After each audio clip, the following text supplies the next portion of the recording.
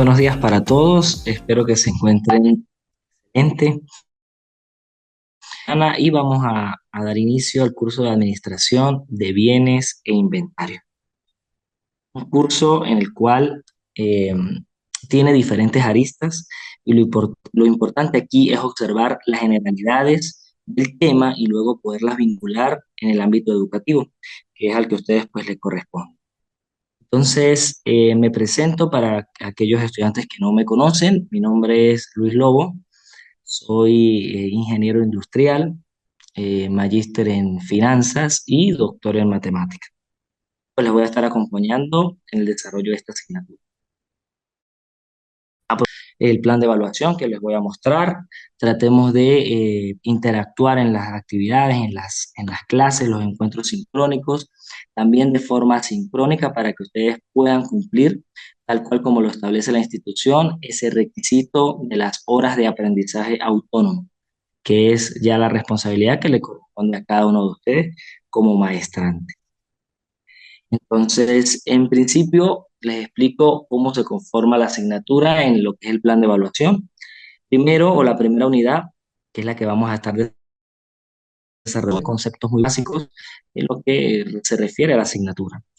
Para poder evaluar estos conceptos básicos, ustedes van a realizar un análisis de casos, en el cual yo les voy a dar una serie de planteamientos y ustedes pues me van a ir aplicando estos conceptos en cada uno de esos planteamientos. Eso tiene una ponderación del 35%. Una actividad que se puede desarrollar de forma individual o en parejas, ¿ok? Pueden trabajar en parejas o de forma individual, no hay ningún problema. Pero, ¿qué es el objetivo de esta estrategia? No pueda vincular los aspectos conceptuales hacia el contexto real y social que en este caso involucra las instituciones del sector educativo, ya sea universitario, ya sea desde básica o media general en el caso de Venezuela. Para la unidad número 2 vamos a estar abordando los modelos de inventarios. Este es un tema mucho más adaptado hacia el ámbito cuantitativo, porque cada uno de estos modelos de inventario pues tiene una formulación y dentro de esa formulación pues se genera un proceso matemático que me arroja desde cierta manera cuál es el costo más bajo de inventario. Por eso, para poder evaluar esta unidad, vamos a trabajar con la creación del caso práctico. Ya aquí yo no se los voy a dar, sino cada uno de ustedes va a plantear un caso práctico dentro de sus instituciones educativas y le va a dar una posible solución aplicando el modelo de inventario que ustedes como gerentes consideran que es la mejor alternativa. Esa sería la segunda unidad. Y para la última unidad vamos a hablar sobre las diferentes aplicaciones que tiene el ámbito de la administración de bienes e inventario en las diferentes instituciones. Para ello, vamos a valorar con un debate tipo foro. Es decir, la estrategia dentro del aula va a ser un foro, pero en general vamos a debatir sobre las diferentes aplicaciones y bueno, en su momento les voy a explicar a profundidad cómo van a ser esas aplicaciones tipo o en el debate, ¿no? Porque primero vamos a hablar sobre el aspecto conceptual de lo que hablan o lo que nos indican los autores. Segundo, lo vamos a hacer desde el punto de vista práctico, es decir, de lo que ustedes pueden observar en el día a día y en el contexto gerencial de sus instituciones. Y tercero, desde las aplicaciones en el ámbito personal. Y de allí, como bien lo establece la metodología investigativa, pues vamos a hacer una triangulación. Y de esa triangulación ustedes van a dar un aporte significativo en ese debate. Pues está conformada entonces la asignatura y también lo que es el proceso de evaluación. Para aclarar nuevamente, en función de la cantidad de integrantes, tenemos la actividad número 1 y la actividad número 2 se pueden hacer en pareja o individual. Y la actividad número 3 sí es netamente individual, porque allí necesito que cada uno desde su postura pues nos dé un aporte significativo. ¿Alguna pregunta que tengan con este plan de evaluación?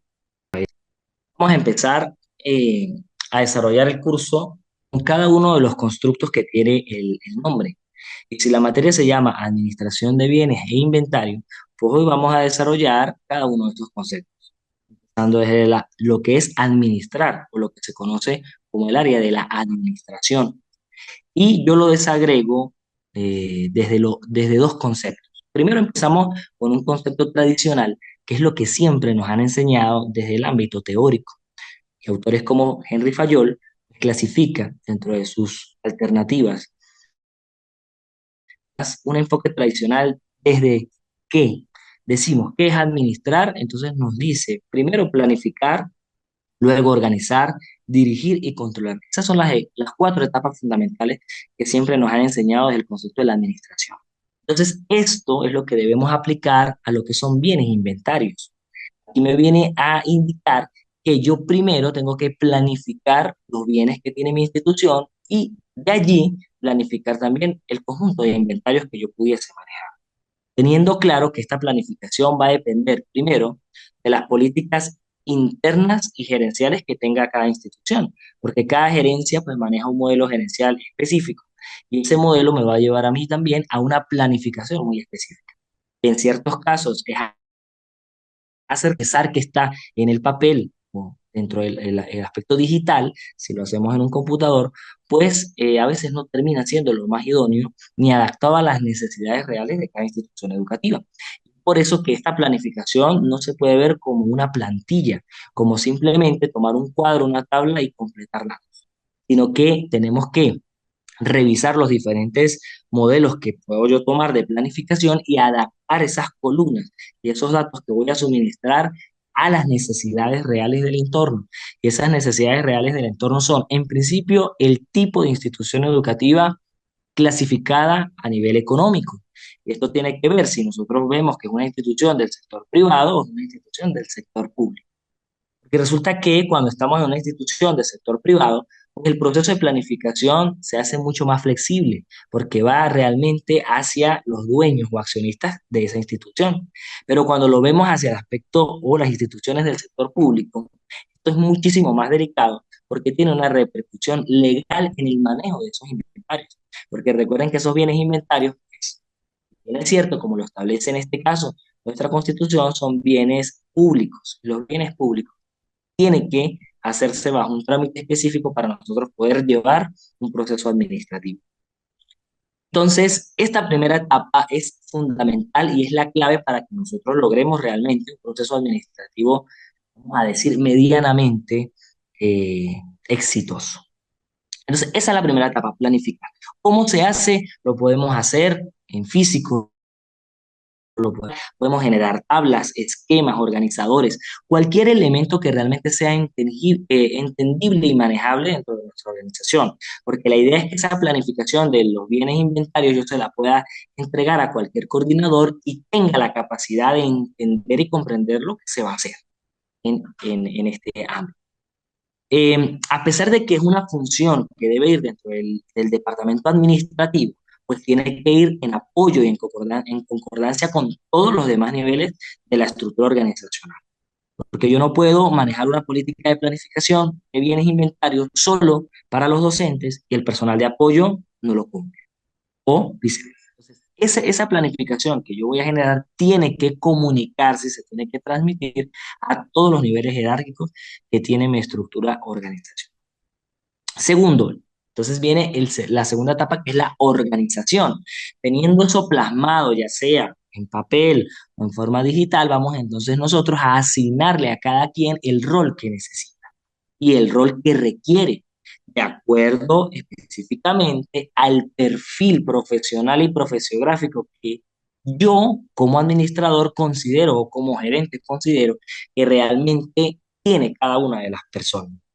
Y aquí lo más difícil en este proceso de organización es el perfil profesiográfico, porque el profesional es muy fácil para determinar. Nosotros simplemente con solicitarle los soportes dentro de la síntesis curricular, o bien, si ya vamos a solicitar un currículum vitae bien organizado, entonces podemos determinar cuáles son esas habilidades y capacidades cognitivas que tiene el profesional, como básicamente títulos, cursos, diplomados, talleres. Pero cuando nos vamos hacia la parte profesiográfica, considero que es muy difícil que ustedes como gerentes, simplemente porque ven en una hoja de vida que dice, tengo capacidad para trabajar bajo presión, tú puedas creer simplemente en lo que el papel me indica. Entonces, allí realmente hay un proceso de observación que tiene que ser muy riguroso y que va del día a día el gerente con sus trabajadores, de todo, de toda la institución educativa en poder detectar esos nudos críticos y decir, si bien todos son docentes, cada docente tiene una particularidad en el comportamiento, en cómo asume los roles, en cómo soluciona problemas o en algunos casos cómo crea problemas, donde a veces no los hay. Entonces, es esa capacidad gerencial que deben tener cada uno de ustedes para poder organizar de mejor manera los roles que van a asumir cada uno del personal que está sumando dentro de esa planificación que ustedes hicieron. Eso es en lo que consiste la organización. A nivel práctico, ¿cómo la podemos plasmar? La puedo agregar allí mismo dentro de la planificación. Una vez tenga la planificación, agrego una columna donde me diga el rol o el responsable que va a asumir cada uno de esos roles. Y de esa manera lo estoy organizando. Cuando único y le digo a esas personas el rol que va a asumir, las funciones con claridad y que por supuesto esa otra persona está dispuesta a asumir ese rol, entonces pasamos a una tercera etapa de la administración que es la dirección, es dirigir. Y es en donde yo simplemente me voy a colocar detrás de todo el personal y empiezo a detallar cómo lo hace y cómo cada uno de ellos va a desempeñar un rol que también tiene que verse desde el punto de vista gerencial. Y es ahí en donde nosotros vamos a delegar esas funciones y a confiar en que ese personal tiene que cumplir esas funciones a cabalidad como yo lo he planificado y como lo he organizado. Pero para tratar de eliminar ese sesgo que pudiese ser desde todo punto de vista muy cualitativo, porque a lo mejor yo le puedo preguntar a ese gerente, ¿y cómo lo estoy haciendo? Y el gerente me va a decir, lo está haciendo bien, lo está haciendo medianamente bien, o en algunos casos ni te va a contestar. Entonces, para yo eliminar ese sesgo y ser lo más objetivo posible y también imparcial, en algunos casos lo vemos hasta como un nivel de justicia, pues aparece esta última etapa que es controlar. Y el controlar no tiene que ver con la función de la teoría administrativa, donde nos dice que tengo que estar encima del trabajador, ¿sí? O siempre estar supervisando, que es otro elemento muy diferente al control y que la supervisión puede ir dentro de la etapa de dirección. Pero el control tiene que ver siempre con indicadores. Y por eso es una de las etapas que yo creo que muy pocas instituciones educativas cumplen, porque lo ven como tedioso o a veces por desconocimiento. Y veo como tedioso es generar realmente indicadores de gestión que me permitan medir la planificación, la capacidad que tuvo, esa capacidad que tuvo cada una de las personas que está dirigiendo ese proyecto o que está dirigiendo en este caso los bienes y los inventarios que tiene nuestra institución. Entonces, ese diseño de indicadores tampoco puede ser un diseño arcaico, un diseño monótono en el cual yo voy a tomar porque otra institución lo hace así y me copio ese indicador. No, no funciona de esa manera. Yo tengo que diseñar un indicador que sea específico y a veces dentro de dentro de ese criterio de ser muy específico, tengo que tratar de valorar el contexto y la realidad. Si en mi institución educativa nosotros le otorgamos a los docentes la posibilidad de que puedan fotocopiar material o fotocopiar las pruebas o fotocopiar cualquier recurso que ellos necesiten, pues ahí puede generarse control de ese inventario, que puede ser las resmas de papel. Entonces, ¿cómo crear un simple indicador para controlar las resmas de papel? Primero, debió existir una planificación, debió existir la organización y la dirección de quién es el responsable de llenar una planilla en donde yo pueda decir cuántas resmas se reciben y cuántas resmas me están solicitando y quién fue el responsable de solicitar esas resmas. Entonces, un indicador muy sencillo que yo pudiese tener allí es por área, es decir, simplemente cantidad de resmas que se han gastado en un mes en específico de resmas que se compraron en ese mes en específico. Si multiplicamos eso por 100, pues me da un porcentaje allí de un indicador que me va a decir qué tanto porcentaje de resmas se han gastado en ese mes o en ese periodo en el cual yo quiero controlar. Del mismo modo, lo pudiésemos hacer con el cumplimiento de algunas metas, como la llegada tarde de los docentes o del personal, lo puedo medir con un indicador. La cantidad de personas que ingresan y salen de una empresa, como el indicador de rotación de personal, también lo pudiese medir. Entonces, hay que buscar el contexto y dentro de ese contexto nosotros crear indicadores que realmente, repito, se adaptan a las necesidades de las instituciones educativas que nosotros estemos manejando, que estén en nuestra dirección. Porque vemos instituciones en las cuales el cargo es muy bonito, el cargo es el que siempre nosotros hemos querido, pero cuando vemos la responsabilidad que requiere, entonces es ahí donde nos medimos y decimos, no, no somos capaces. O hay otras instituciones en las cuales está el cargo de la persona, pero realmente el que cumple el rol es otro. Entonces, eso no es un proceso de administración efectivo, porque a fin de cuentas la responsabilidad es individual y el que va a asumir la responsabilidad de todo ese proceso de planificación, organización, dirección y control es el director. A pesar que sean los demás los que ejecuten, porque a lo mejor él tiene el cargo, pero no la capacidad para generar un proceso administrativo. Entonces, estas son las cuatro etapas dentro del enfoque tradicional del concepto administrativo.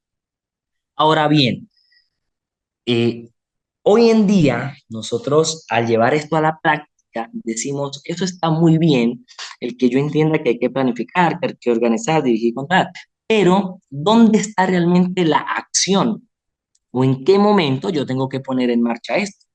Porque lo que sí bien es cierto es que si nosotros revisamos teóricamente cada uno de estos elementos, pues tienden a ser muy de un trabajo temporal, es decir, planifiqué para un mes, para 2 meses, para una semana y hasta ahí llegué. Organicé, bueno, yo ya le asigné a cada quien, después esas personas, ajá, deben empezar a cumplir ese rol y controles. Pero aquí hay una etapa que debe agregarse y que es la que nosotros vemos dentro de la nueva tendencia de la administración. Es una etapa que habla de ejecutar. Y por eso la nueva tendencia de la administración me dice que ya yo no debo verla como cuatro etapas, sino en la práctica se cumplen 5 etapas. Sigue siendo la planificación, la base, y luego dirección, pero viene la ejecución, que es cuando realmente se pone en marcha. Y en este proceso de ejecución es donde entran los bienes inventarios que tiene la institución educativa. Porque cuando yo planifico, veíamos simplemente lleno un formulario, genero una tabla, una planilla, pero ahí estoy realmente ejecutando, no, simplemente lo dejo plasmado. Cuando organicé, tampoco he llevado a la ejecución. Los que están dirigiendo, bueno, deberían saber cómo hacerlo, pero ¿cuándo lo van a poner realmente en marcha dentro de ese proceso? En la ejecución. Y es ahí, cuando yo ya tengo una ejecución, que puedo entonces irme a controlar. Porque ¿cómo voy a controlar algo que no se ha ejecutado? Y esas eran las críticas, o son algunas de las críticas que nos genera esta nueva tendencia de la administración. Eh, por ello, yo les recomiendo a ustedes que vean siempre el proceso administrativo como, a pesar que la teoría, y les decía yo, Fayol, siempre nos ha hablado de 4 etapas, pero la nueva tendencia ya nos habla de que debemos incorporar esa quinta etapa de ejecución. Entonces, finalmente, pues vemos un concepto de administración como el proceso que debe tener la persona que dirige la institución educativa para cumplir todos estos elementos y todas estas fases del proceso administrativo. Ahora, vamos, son los bienes. Y los bienes lo he clasificado desde 3 vertientes. Primero, desde el concepto general, un concepto general como bien. ¿Y qué es para nosotros dentro del concepto de bienes? Pues son materiales y mercancías. Entra dentro de cualquiera de esos aspectos. Materiales y mercancías que les van a permitir a los individuos satisfacer sus necesidades. Pero este concepto general se ve mucho más hacia la implicación de la economía y de que las diferentes personas satisfacen necesidades. Ahora, cuando lo llevamos dentro del contexto educativo, pues en principio, haciendo un proceso de abstracción de este concepto general hacia la educación, vamos a decir que las necesidades que nosotros vamos a tratar de satisfacer con los bienes es hacia los estudiantes y hacia los docentes. Y por supuesto hacia los demás sistemas operativos que tiene cualquier institución porque son empresas, pero directamente el bien viene a darse hacia esos individuos que en este caso, repito, son docentes y estudiantes. Por eso, el concepto en lo educativo puede verse como cualquier recurso o herramienta que se utiliza para facilitar la educación y el aprendizaje. Y dentro de la educación, realmente todos los actores del sector educativo.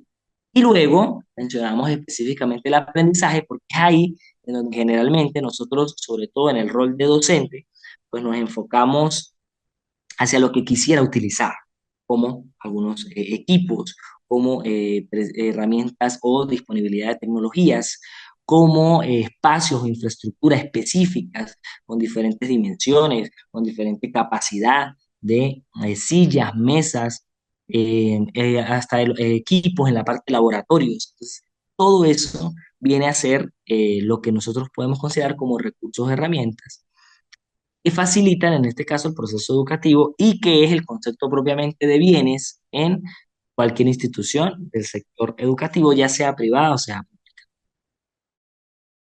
El objetivo de los bienes no es otro que mejorar la calidad. Por eso es que en los bienes tenemos que, además de inventariarlos, tener un proceso de reposición de esos bienes. Y esto ya tiene que ver más hacia la parte gerencial o de la gerencia general, como algunas instituciones lo nombran, gerencia general, dirección general, pero sí viene a referirse o la responsabilidad de esta mejora de la calidad en relación a los bienes recae es en la persona que tiene la responsabilidad de administrar la parte financiera de esa institución educativa, o en este caso, la que recibe los recursos del Estado para poder administrar la calidad de la educación. Porque si nosotros dejamos deteriorar esos bienes en el tiempo, pues, por supuesto que ya sea por obsolescencia programada o por simplemente una depreciación normal que van a sufrir esos bienes, va a llegar un momento en que van a afectar la educación que están recibiendo los jóvenes o los estudiantes. Entonces hay que estar en constante monitoreo de el mantenimiento y reposición de esos bienes. Por eso tiene que ver con la parte financiera o la parte contable de que ellos digan, mire, ya este bien tiene X cantidad de años, tenemos que solicitar una reposición, tenemos que hacer un mantenimiento para que realmente cumplan el objetivo que es mejorar la calidad de todo el sector educativo. Y al mejorar esa calidad del sector educativo, pues está buscando también ayudar a que los estudiantes alcancen sus objetivos académicos. Esos objetivos académicos no pueden ser limitativos porque hoy estamos en un mundo tan cambiante y en una globalización que nos está exigiendo a nosotros como docentes prepararnos constantemente para innovar en el proceso de las estrategias de enseñanza y aprendizaje. Y si nosotros innovamos en ese proceso de estrategia de enseñanza-aprendizaje, podemos estar seguros que los estudiantes van a alcanzar objetivos académicos y no que van a llegar a una siguiente etapa mirando qué me dieron anteriormente o qué hice anteriormente o qué hizo el colegio también o la institución en donde yo estudié por formarme y porque realmente haya sido productiva ese proceso de capacitación que damos nosotros a los estudiantes en un momento determinado. Entonces, eso es lo que nosotros vemos desde la concepción de los bienes. Y diversidad y ejemplos de bienes, pues por supuesto que hay muchísimos dentro de las instituciones. Y estoy seguro que a lo mejor le puedo preguntar a ustedes si conocen o tienen conocimiento de la cantidad de bienes o la tipología de bienes que tienen las instituciones educativas. No sé si tienen conocimiento o no. Qué me pueden decir en el caso de ustedes? ¿O qué roles cumplen ustedes en las instituciones para ver si tienen esa información? Vamos a ver, ¿qué me dice Johan Rivera? Conectado. Buenos ¿Cómo días, está, Johan? Buenos días. sí, señor. Oiga, aquí le estoy escuchando y le voy a contestar. Estoy manejando. Hoy me tocó trabajar, pero, Ah, ok. pero sí lo estoy escuchando, sí lo estoy escuchando toda la clase en este momento. Su pregunta puntual, ¿cómo fue, doctor? Dígame, qué pena. Sí, yo quisiera saber es, desde su experiencia, ¿usted Sí, señor. conoce cuáles son los bienes que tiene la institución educativa donde usted trabaja? Sí, señor, yo trabajo con una institución aquí en Santa Marta. En Santa Marta se llama Instituto Distrital eh, Francisco de Paula Santander. Es una institución del Estado, una institución pública. Bueno, los bienes que nosotros tenemos eh, en la institución, o sea, el inventario que hay en la institución, tenemos una sala de sistemas dotada de aproximadamente 80 computadores. Hay otra subsala de sistemas dotada aproximadamente con 100 tablets. Esos son bienes tangibles que tiene la entidad. ¿Qué más? Manejamos, manejamos bibliotecas, tenemos Manejamos guías, le damos guías a los estudiantes, nosotros les facilitamos las guías. ¿Qué más te puedo decir? Que tiene la institución. Bueno, todo con respecto todo con respecto para que los estudiantes se sientan a gusto para su trabajo educativo. Correcto. Ahora bien, bueno, pasemos a otro participante. Vamos ahora con la profe Hola, Lidia. profe. Hola, ¿cómo está, Dayana? ¿Cómo está? Ah, vamos Muy contigo. bien, profe. ¿Usted cómo está? Todo bien, gracias a Dios. Me alegra, profe. Pues, a ver, sí tengo conocimiento de los bienes que hay en la institución donde laboro. Es completamente privada. mm, no tiene ningún subsidio del gobierno, es completamente privada. Pues dentro de los bienes tangibles se encuentran las mesas sillas, que en la Ujú. institución se utilizan para los niños a partir de cuarto grado hasta quinto año. Los niños de primero, segundo y tercer grado, pues utilizan pupitres, salvo algunas excepciones. Pues también se encuentra dentro de las oficinas, yo ocupo un cargo de coordinación, se encuentran los escritorios, los computadores, también está el laboratorio de informática, está el laboratorio de biología, se está acondicionando un nuevo espacio para un laboratorio de física, pues porque bendito Dios ha crecido la matrícula y eso hace que estructuralmente pues se hagan algunas modificaciones. Correcto. Los recursos que están allí, pues, a ver, el colegio busca dentro de su administración dotar de recursos tanto al personal docente como a los niños para que puedan hacer uso de los mismos, ¿no? Perfecto. Entonces, en ese caso, lo que yo entiendo en tu aporte es que si consideras que lo que se está haciendo actualmente con los bienes, pues mejora la calidad de la educación. Porque están buscando dentro de su visión ir siempre mejorando en lo que es la adquisición de ya sea esos bienes tangibles que van siempre direccionados a las necesidades que tienen los docentes y estudiantes, ¿no? Sí, Por lo señor. tanto, pues sí se está cumpliendo en ese caso el objetivo de los bienes, porque aquí hay instituciones educativas, sobre todo en el sector público, eso tú hiciste también la aclaratoria, que es de privado y a veces, y bueno, no, generalmente siempre lo privado pues duele, ¿no? Porque es de alguien. Pero cuando estamos en el sector público, pues ahí nosotros conseguimos, sea mesas, sillas, muchísimas cosas que, a los cuales no hay dolientes, ni siquiera sabe que existen. A lo mejor están inventariados, pero no existen, no se usan, no se recuperan. Entonces realmente ahí el objetivo de los bienes no se está cumpliendo. Y es uno de los contrastes que nosotros podemos hacer en lo que es el tipo de administración que manejan las empresas. O en este caso, las Doctor, instituciones, sea un sector privado o sector público. Ah, dígame ellos. bueno, doctor, lo que usted acaba de decir es una cosa que aquí en Colombia, en Santa Marta, la vivimos. El sector público, o sea, no tiene oriente, no tiene oriente, como dice usted, no tiene oriente.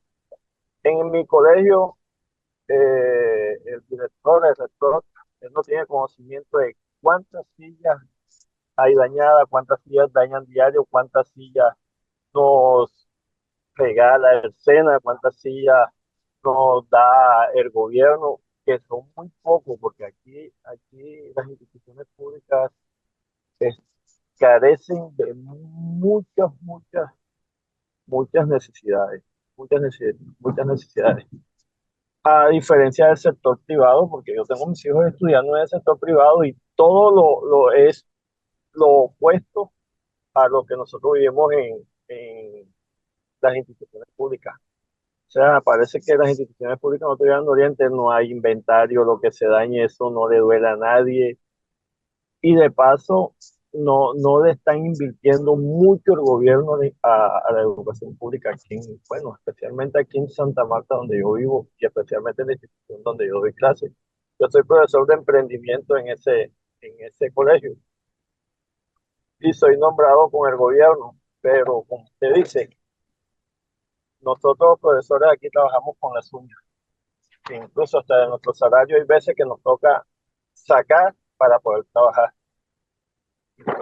mientras que la educación privada, ¿no? La educación privada, eso tiene todos sus rubros, tiene herramientas, tiene todo, porque yo lo estoy viviendo con la educación que le estoy brindando a mis hijos, que no tengo un colegio que es privado, y con la educación que nosotros estamos partiendo a los educandos en mi institución pública, que es del gobierno. Ese es mi aporte, doctor. Sí, correcto, así es, así es. Ujú. Lamentablemente, pues el sector público no ha aprendido a valorar los recursos que nos dan porque simplemente siempre va a llegar una quincena, siempre pago de aguinaldos y pues se haga o no se haga, no hay un proceso, como veíamos anteriormente, de control que realmente premie el buen proceso administrativo que van a tener esas instituciones. Porque fíjese en su caso tan alarmante que usted me diga que el director de la institución no maneja ni siquiera información. Pero lo que le decía, el día de mañana, cuando exista un proceso de contraloría o de auditoría dentro de esas instituciones, el responsable sí va a ser él que a pesar de que no haya tenido conocimiento de lo que hizo, pues fue responsable del mal manejo de los bienes en esa institución.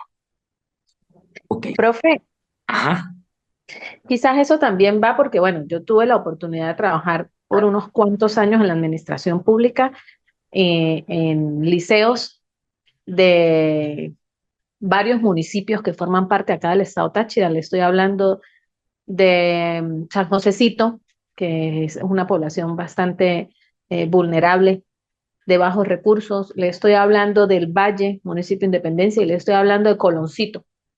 Y los tres con particularidades únicas, pero donde lamentablemente prevalece lo que decía el compañero, donde el director no es un buen gerente, no es un buen líder, porque si es un buen gerente, usted conoce lo que tiene, independientemente de que esté en una parte privada o pública, pero en eso de que en la parte pública, como no existen dolientes, pues tampoco hay sentido de pertenencia para poder cuidar los bienes de la institución.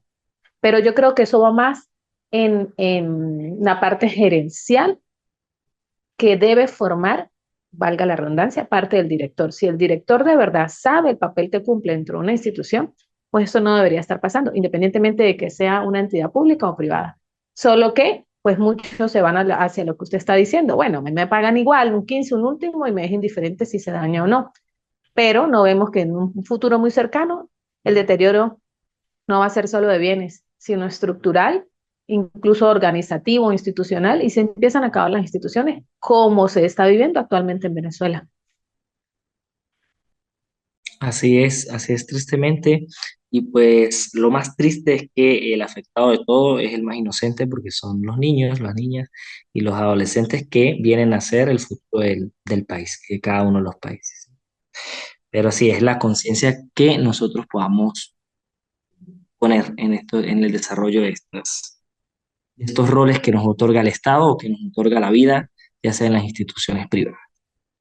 Bueno, y aquí están algunos ejemplos, como ya ustedes mencionaron, pero ya los clasificamos aquí, algunos materiales de aula, ya sea en la parte de la tecnología educativa o en los espacios propiamente de aprendizaje, como ustedes mencionaron, ¿verdad? Aulas, laboratorios, bibliotecas, entre otros. Ok, entonces estábamos hablando sobre algunos ejemplos que podemos conseguir de bienes. Em, Y tenemos algunos de los que les presento aquí, que se están clasificando como, primero, materiales de aula, libros de texto. Claro, por supuesto que todo esto pues, tenga pertenencia dentro de la institución, esté inventariado y sea de la institución, propiedad de la institución. Entonces están los libros de texto, las hojas de papel, lápices, marcadores y entre otros requerimientos. En cuanto al aspecto de tecnología educativa, pues ya vemos computadoras, tabletas, cualquier software educativo que se pueda adquirir, licencias dentro de esos software o cualquier elemento, ya sea para el proceso tecnoformativo que se vaya a llevar a cabo en la enseñanza-aprendizaje o también dentro del aspecto propiamente administrativo, como plataformas de pago, de control de los representantes o plataformas para que ellos puedan observar las calificaciones o bueno, ya aulas virtuales para el desarrollo de las actividades. Y algunos espacios de aprendizaje como aulas, laboratorios, bibliotecas, entre otros. Que bien, ustedes pues ya me han indicado dentro de los casos que ustedes han vivido en sus instituciones educativas. Ahora, vamos a determinar cuál es la diferencia entre los bienes educativos y los recursos educativos. Que tienen relación, se relacionan, pero conceptualmente, pues, son. Entonces, voy a pedirle a la compañera que faltaba por participar, a la profesora Lida, que está allí conectada, para que nos apoye, ¿sí? Leyendo el concepto de recurso, leyendo el concepto de bien, y luego vamos a sacar entonces la diferencia específica que tiene cada uno de ellos. Buenas tardes. Los recursos educativos se refieren específicamente a aquellas herramientas y materiales que se utilizan para facilitar el proceso de aprendizaje. Los bienes educativos se refieren a cualquier recurso que se utilice para educar y desarrollar habilidades y conocimientos. Ok, gracias. Entonces, ¿qué creen ustedes que es lo macro dentro de estos dos conceptos? ¿Los bienes o los recursos? Yo diría que vienen siendo como los bienes. Yo diría los recursos. A ver, aquí ya se generó un debate. La profe Lida nos dice los bienes y el profe Johan los recursos. A ver, profe Lida, ¿por qué cree usted que son los bienes? Porque es lo que nosotros vamos a utilizar para poder educar o poder dar una educación de calidad. ¿Y los recursos?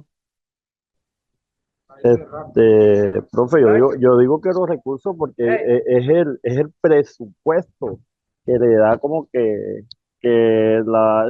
si es un caso privado la organización o si es un caso público el Estado a la institución, Entonces, ajá, yo por eso digo que los macros son los recursos porque con eso es que vamos a comprar los bienes. Ok, ¿qué pasa allí? Está muy bien lo que nos dice la profe Lida, ¿sí? Cuando se refiere a recursos educativos, en este caso no tiene que ver con el aspecto financiero, ¿sí? Porque si lo viésemos desde el aspecto financiero, ahí sí tendría toda la razón el compañero Johan, porque efectivamente sin el dinero y sin esos recursos financieros que nos administra ya sea la parte privada o el Estado, pues por supuesto que no se cumple ningún proceso educativo. Pero el mismo concepto que ustedes tienen aquí nos dice quién depende de quién, porque si revisamos el concepto nuevamente de bien, nos dice que los bienes educativos se refieren a cualquier recurso, efectivamente, dentro de los bienes están los diferentes recursos educativos que se pueden aplicar. ¿Qué es lo que pasa con uno y otro? Que el bien es mucho más amplio, más general, porque dentro de los bienes, como veíamos en el ejemplo, podemos tener la infraestructura propiamente, mientras que la infraestructura de la institución o del laboratorio o de la biblioteca, pues no se puede considerar como un recurso. Ahora bien, lo que está dentro de esos espacios de infraestructura sí se consideran recursos, y ese conjunto de recursos, que son herramientas y materiales, para llevar a cabo el proceso de aprendizaje, pues también son considerados bienes, ¿sí? Solo que dentro de los diferentes bienes, pues hay un conjunto de recursos que nosotros aplicamos para llevar a cabo el proceso de aprendizaje, ¿sí? Entonces, finalmente vemos que uno, por supuesto, depende del otro. El bien es el concepto general y el recurso es un concepto específico dentro del bien, que si bien es cierto, los dos o el objetivo de ambos es facilitar ese proceso de aprendizaje de una u otra manera porque van a desarrollar habilidades y conocimientos. Bien, entonces les dejaba este aporte porque generalmente en el discurso, cuando ustedes hacen un ensayo, que he podido leer, pero en este curso no voy a enviar ensayos, ¿no? Pero a veces cuando leemos un ensayo, entonces confundimos y podemos indicar allí en el recursos educativos o que hay bienes educativos y los vemos como si fuesen lo mismo o como si realmente no hay una importancia en un nivel de jerarquía en el concepto de cada uno. Y pues realmente sí lo hay. Entonces hay que estar muy claros en que, sobre todo cuando nosotros estemos hablando del proceso de enseñanza y aprendizaje, y específicamente del aprendizaje, pues ahí hablamos de recursos educativos, no del término de bienes educativos. Y cuando ya estamos en un proceso mucho más macro de administración o de la parte administrativa, pues sí debemos hablar de los bienes y explicar los diferentes recursos educativos que vayamos a manejar. Bien, y bueno, por último, para que ya se puedan ir de vacaciones este fin de semana, tenemos el concepto de inventario, que decíamos entonces, la materia se llama administración de bienes e inventarios, ya desagregamos administración, desagregamos los bienes, ahora vamos a hablar de los inventarios. ¿Y qué es un inventario? Aquí hay dos posturas similares, pero bueno, hay aspectos o hay algunos catalizadores que difieren, ¿no? Entonces, el principio habla de qué son los inventarios.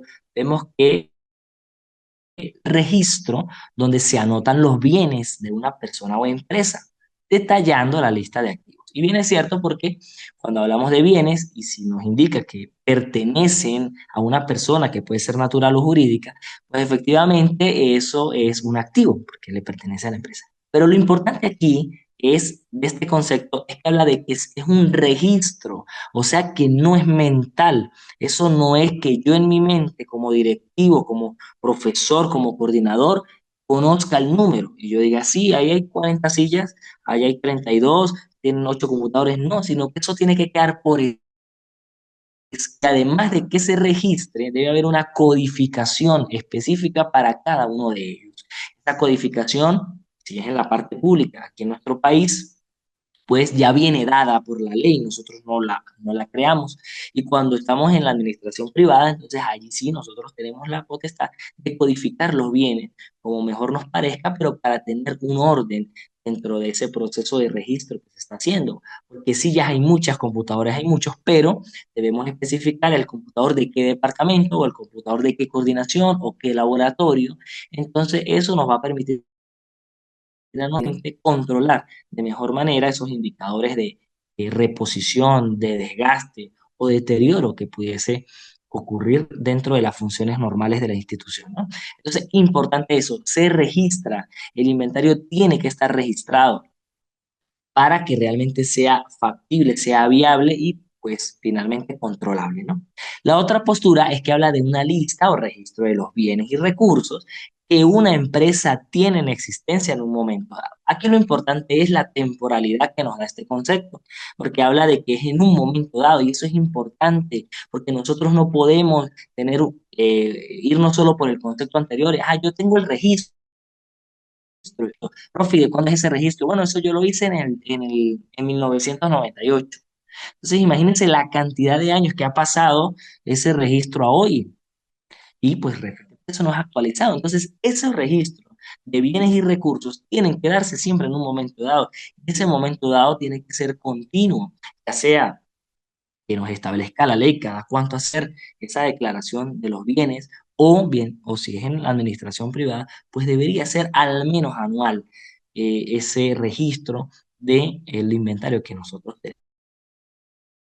Una entrega, ¿no? Porque a los 3 meses, 5 meses, se genera una entrega de alguno de los cargos que tenía dentro de sus responsabilidades la administración de bienes e inventarios, pues en la entrega del cargo se tiene que hacer el registro propiamente para que quede por escrito cuánto recibió ese profesor, cuánto recibió ese director y cuánto está entregando en la fecha de hoy, o en el momento en que se retira el cargo que está ocupando. Entonces, esos son los inventarios, ¿no? Ahora, beneficios que nos generan estos inventarios, pues primero va a mejorar el flujo de caja porque tenemos una disposición de qué tengo y qué debo comprar. Entonces no estoy comprando por comprar. No llegué hoy con 15 cajas de marcadores cuando ya habían 10 cajas, que es un producto que se deteriora en el tiempo, la tinta se seca. Entonces cuando yo voy, compré algo que era innecesario, eso no está mejorando mi flujo de caja.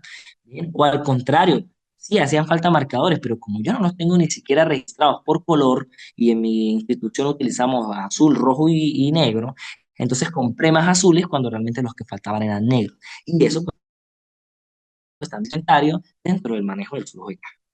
Segundo, va a reducir el desabastecimiento.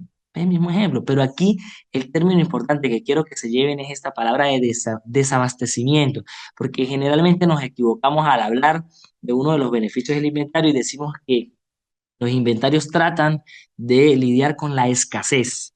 mismo término que habla del aspecto económico de escasez, cosa que no es real porque la escasez nunca se va a poder eliminar. La escasez es algo nato de nosotros como personas y como seres humanos porque siempre vamos a tener nuevas necesidades, siempre vamos a estar en una escasez de necesidad constante y por algo es que no. Ahora, el desabastecimiento sí lo podemos eliminar porque simplemente, pues, esa carencia de abastecer, si nosotros tenemos, gran cantidad de marcadores, todas las pizarras en las instituciones, las computadoras que necesitamos, pues, estamos reduciendo el desabastecimiento porque cumplimos con las características. Pero a lo mejor tengo una computadora y yo le pregunto al profesor si está satisfecho con esa computadora y puede ser que siempre necesite más, siempre va a querer más. Y eso es normal porque ese es el gran principio de la escasez que nosotros manejamos a nivel. Entonces, pues ojo con eso, lo que nos va a ayudar el inventario es a reducir el desabastecimiento, nunca la escasez que pueda tener la institución o la empresa. Tercero, va a aumentar la satisfacción del cliente. En este caso, tenemos varios clientes como instituciones educativas, clientes internos que son los docentes, el personal de apoyo, el directivo, todos los que hacen vida en la institución son clientes internos y eso pues lo satisface cuando realmente se cumple el proceso que él siempre cuando solicita algo lo hay. Cuenta con su computador, tiene las herramientas educativas, en el laboratorio están los suministros para llevar a cabo las prácticas. Entonces, eso genera una satisfacción del cliente interno y el externo que viene a ser desde el representante, la comunidad y el mismo alumno, pues también se van a ver satisfechos porque tienen esa tendencia a cumplir. Entonces es importante ese tercer beneficio y por último va a mejorar la fijación de precios. Esto solamente es un beneficio que se da en la administración privada porque va a permitir, por supuesto, controlar esos gastos dentro de la estructura de inventarios para poder generar el monto de una matrícula y de una cuota. Entonces, eso es la parte de inventarios como concepto, ¿no? Dentro de los tipos de inventario, rápidamente, tenemos cuatro, según el momento en que se efectúan, se pueden hacer al inicio o al final del periodo, es decir, lo puedo hacer al inicio del año escolar y al cierre del año escolar, como les decía, anualmente. Eso es un tipo de inventario. El otro, de acuerdo con la frecuencia, si lo hago periódico, lo hago permanente. Esto va a depender sobre todo de la rigurosidad de los bienes que nosotros tengamos. Periódico, pues cada cierto tiempo, permanente, pues constantemente, ya sea una frecuencia semanal según el tipo de existencia, si tenemos como materia prima, productos en procesos y productos terminados, esto va más no a las instituciones educativas, sino a las empresas que no están dentro del sector educativo, pero es un tipo de inventario que existe. Y desde lo logístico, sí tenemos inventarios de previsión, inventarios en lote, en consignación y de seguridad.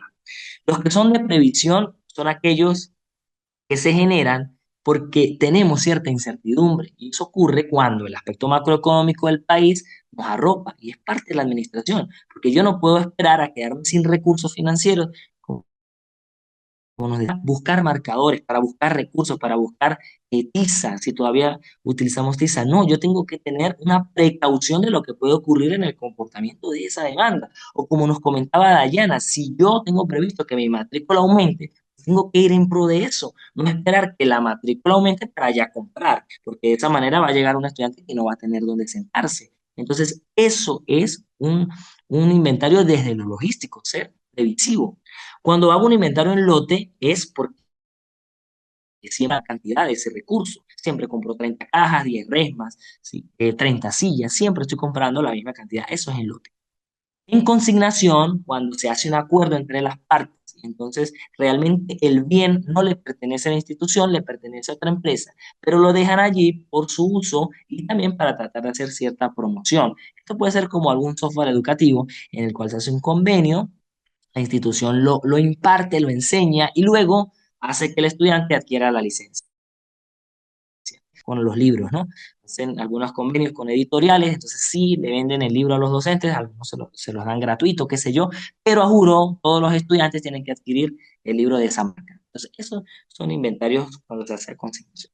Y los inventarios de seguridad sí se planifican dentro de las temporadas donde sabemos que se va a necesitar más o menos recursos de un elemento específico. Eso, por ejemplo, en Navidad sé que vamos a necesitar más de X recursos. Bueno, tengo que comprar más de ese recurso, no esperar que se acabe. Un recurso de seguridad. La diferencia entre el recurso de previsión y seguridad es que el de seguridad está permanente, siempre está ahí. Yo lo dejo un 5%, un 10% por encima para tratar de garantizar que siempre exista. Sobre todo aquellos que no son perecederos o que no tienen daño, ¿no? A largo plazo. Mientras que el de previsión se hace en el corto plazo, pero por alguna noticia, algún requerimiento, alguna predicción que yo pueda tener en función de la demanda o del comportamiento de mi institución. Y bueno, yo trato de prever, ¿ok? Pero ese previsivo no ocurre siempre, sino va a ocurrir de acuerdo a un contexto determinado. Esos son entonces los 4 tipos de inventarios que nosotros podemos manejar en las instituciones educativas, 3 de ellos y uno en cualquier empresa de otra índole, ¿no? Que es el número 3 que ustedes tienen allí. Y bueno, para cerrar, les dejo entonces este mensaje finalmente de lo que hemos hablado. Nos dice que los inventarios pueden ser manejados, pero la gente debe ser dirigida. Entonces no hay que dejar todo, ¿verdad? La responsabilidad a lo que ocurra, a lo que yo pienso, como decimos, ni le prestamos atención, sino realmente los responsables de que la administración de bienes e inventarios se lleven a cabo es la gente, y esa gente, como decía Ross Perot, tienen que ser los directivos de las instituciones que son los cuentadantes y pues la máxima autoridad. Bueno, con eso me despido entonces. No sé si tienen alguna pregunta, alguna otra duda. Doctor, Sí, que dígame, Johan. doctor, qué pena. Las actividades usted las coloca, las monta en la En el aula plataforma, virtual. Sí, correcto. en el hora virtual. Ok, ok. Y para las actividades yo les voy a dar siempre 2 semanas, ¿ok? Es decir, Ok, si estamos como la próxima clase es en 2 semanas, pues la sí. entrega de esa actividad la van a hacer hasta dentro de 2 semanas. O sea que usted, esa actividad más o menos ya el martes de la semana entrante ya Sí, debe estar. ¿Ah? sí, sí, más tardar el lunes yo la estoy cargando allí. Ujú. Recuerde que puede ser en pareja o la pueden hacer Y usted, para individual. ustedes el lunes no es festivo también. Nosotros estamos festivos el lunes también, Ah, no, aquí en nosotros no. Colombia. Ah, No, ustedes no tienen nosotros no. festivo. No, Ah, no, ok, ok. muy Nosotros tenemos pocos. lunes festivo acá. Ah, bueno, Bueno, doctor. aproveche, Mire, si muchas lo gracias. tiene festivo, aproveche y revisa la plataforma el lunes. Sí, señor. Ok, ok. Gracias, Bueno, doctor. que esté bien, hasta luego. Ah, ¿alguien más? ¿No hay dudas? Bueno, entonces les deseo éxitos este fin de semana. Nos vemos dentro de 2 semanas. Cualquier duda me contactan. Que estén bien y bueno, feliz fin de semana para todos. Igualmente para Diana, usted. Johan, profe José, que estén bien, cuídense. Sí, señor. Feliz fin de semana. Que esté muy bien.